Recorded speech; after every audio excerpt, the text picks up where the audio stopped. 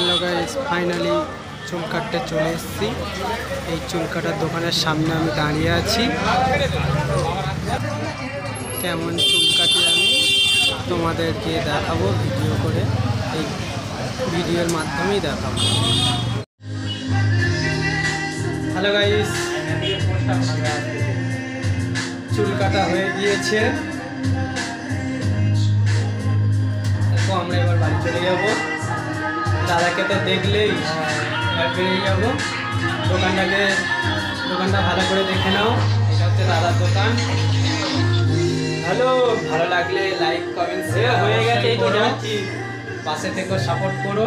হ্যাঁ, পারলে দাদার কাছে চলে আসবে, এসে চুল কাটতে বেরোই। দোকানটা হচ্ছে সাউথ গড়িয়া, চাম্পাহাটি সাউথ গড়িয়া। দেখো এটা আমার ভাই, আমরা দুজনে এসেছি চুল কাটতে।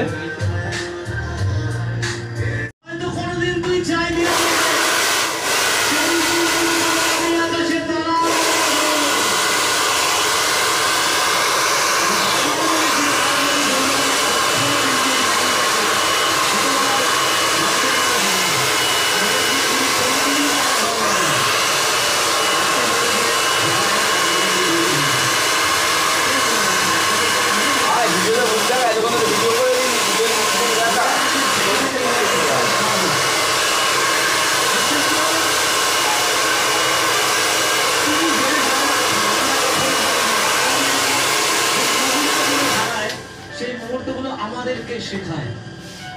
আমি আমার জীবনে সবকিছু বিভিন্ন রকম ভাবে এক এক সময় হারিয়েছি। কখনো আমার ক্যারিয়ারটা শেষ হয়ে গেছিল, তো কখনো আমার ভালোবাসার মানুষটা আমার জীবন থেকে চলে গেছিল, আবার কখনো আমার মাথার উপর থেকে ছাদ, আমার বাড়িটা পুরো শেষ হয়ে গেছিল। এগুলো একটা মুহূর্ত, ডকুমেন্টস নয়, তার শ্রোতারা আপনারাই বাঁচিয়ে দিয়েছিলেন। আবার যখন ক্যারিয়ারটা শেষ হয়ে গেছিল তখন তো সোশ্যাল মিডিয়ায় মানে আমার থেকে খারাপ বোধহয় আর কেউ ছিল না, আমি সব থেকে খারাপ ছিল।